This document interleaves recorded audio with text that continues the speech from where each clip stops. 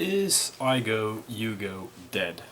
It's an interesting theory, and it was one that started about 2 weeks ago by Lee from Miniature Adventures, and then Storm of Steel Wargaming picked it up, and they said, do a response video, what you think. Now, normally I don't do response videos, just because I never get around to it, but this time I think, yeah, I'm gonna do it because it's 32 degrees outside. It's too hot to paint under my painting lamp anyway, so little kids asleep, wife's out shopping.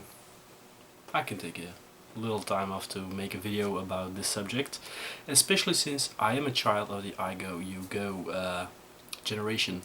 So as Lee said, who I actually had the pleasure to meet at Salute a couple of years ago, there's a whole story about a Pikachu head around that, but let's not go there. The system had its time. Probably might have its time because there are other generation of games out there, like random activations or altered activations, and my idea on it is it's not dead. Wait until the next edition of 40k comes out in 2 weeks and you will see sales numbers that make the whole business cry again. That's a thing. Also, I started wargaming back in '94 with Warhammer Fantasy Battles, which I mistakenly took was an expansion box for the then Milton Bradley board game of Hero Quest. Same style of figures. Little did I know that it was the same company that produced the figures. It was a license because I was in Belgium and it was the only thing available. So people who follow my blog or my YouTube know that ever since then I've been a Chaos War freak, and still am, and always come back to them. So yeah, I kind of like IGOUGO, but it's not for me the perfect kind of game because, as was mentioned in the other videos as well, the waiting time for your opponents can be a while, and I can bring a little anecdote on this. Years ago, it was 6th edition Warhammer or something, we had a very nice lady playing in the club, and she played a Night Goblin army, but full of fanatics and squeaks, and when the squeak hunters died, her random movement phase, when she had to move all the fanatics and all the squeaks and roll for everyone and see how far they go and measure it. Well, I could go grab something to eat, read my newspaper, paint a few figures, come back, and she would be halfway her random movement phase by then, so that wasn't fun to play against. Now in general with IGOUGO I don't have any problems, because for me it gives me a chance to look what my opponent is doing and think about my moves for the next turn. I know there are people who are actually getting bored, but I tend to make the most of the moment.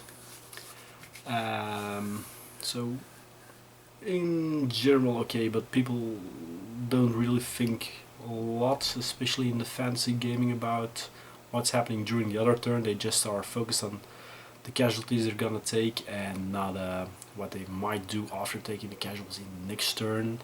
I admit I usually think of 2-3 ways that could happen with the actions that my opponent takes in my turn, and unless he does something very expertly or very weird.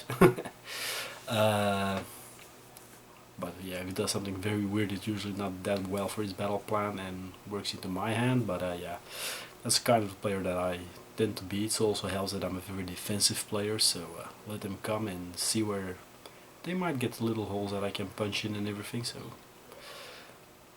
it's well, it's not my favorite system, I must admit, by growing older, but it's a system that I'm very used to. So then there are the other two options, like alternate movement, and that's one that I like very much, because then I activate a unit, he activates a unit, and you act and react to each other, and I think that's basically for me personally the most fun way of playing. Games Workshop now has it with the Underworlds, the Warcry game, where you can have alternate activations and everything. So it's not IGOUGO.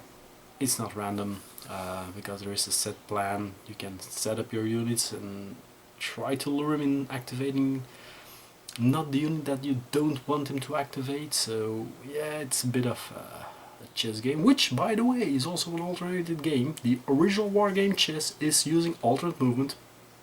Very important to realize, since every wargame is like based out of chess, and chess is alternate movement. That's my point. Alternate movement is the way to go. No, just kidding. But Yeah, that's my style, because the one thing that I don't like is random.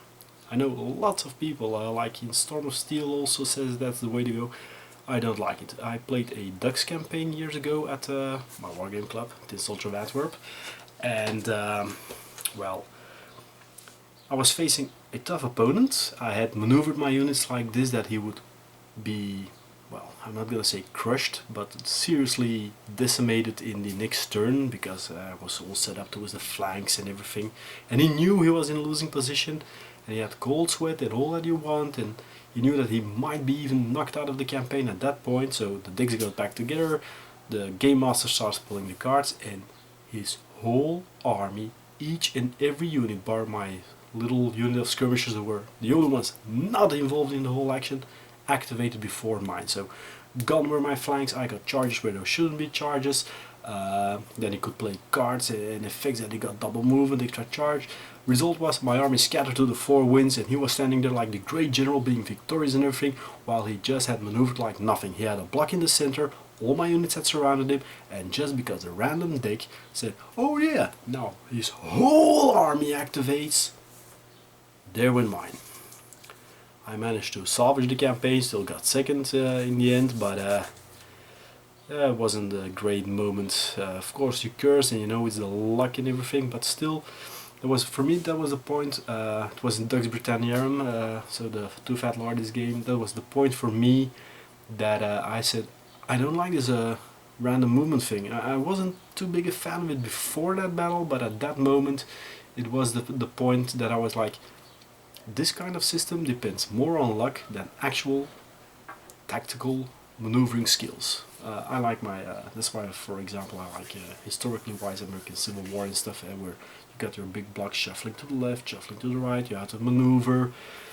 That's kind of fun. Fantasy games also have it, but because it's a fantasy game, they usually tend to go quite faster. In IGOUGO, a bit less in alternate accounts, but yeah. That was a bit difficult for me personally. Well, no, not that I lost the end of the world or something, but yeah, it was just like he just looked like he was the underdog that had beaten the, at that moment, leader in the campaign with his sheer tactical genius and everything, while it was just damn random shuffling of a card deck. That was the only thing he had. He had a card deck which allowed him to get his units first, and then, well, because he could use his skills, get serious beatings. And the fact was, even if I could get one unit to charge in, I would have blocked his whole army, and the game would have been, well, a foregone conclusion. So, considering that he had like 6, or wait, I looked it up. He had 6 units in the block. I had 8 units surrounding him. And because the ones at the back then couldn't charge anymore, because the ones at his front charged my units, and then to the M4 and everything, and broke through and got out, and well, it left a sour taste for random activation in my mouth, to be honest.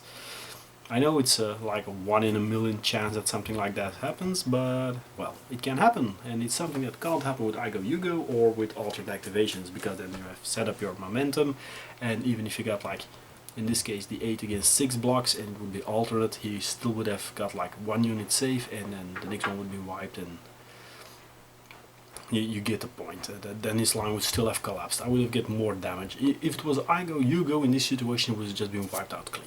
If it was alternate movement, I would have got damaged, but still in the end his armies would have been in shatters, and I would have got like losses, but nothing crippling. Now, because of alternate, fate of the luck, well, I can't say fate of the dice, it was fate of the cards.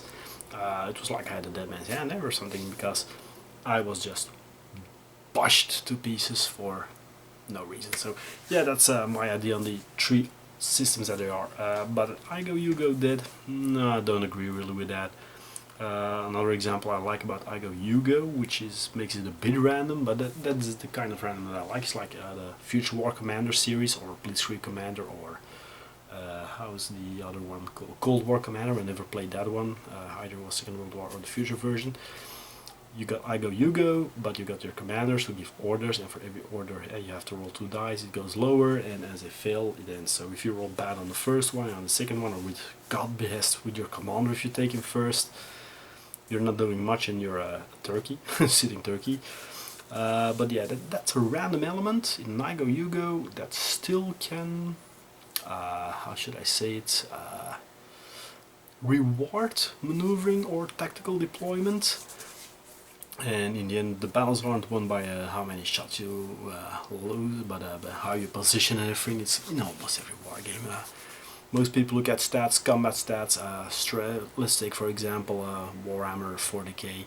You've got your strength, your armor, piercing. That's what wins me games. No, it's the maneuvering to allow your opponent how many shots he can take while maximizing your own. And as I always say in every game, quantity is a quality in itself. So I don't mind if I have to play with an army of slaves. If we got like 500 people more than he has, he is going to fall down if you maneuver decently. So with my Chaos Wars as well, they're an elite army, but I always take a lot of the cheap ass goblin slaves. But yeah, that's my idea on IGOUGO. And Lee, if you're watching this, bye bye.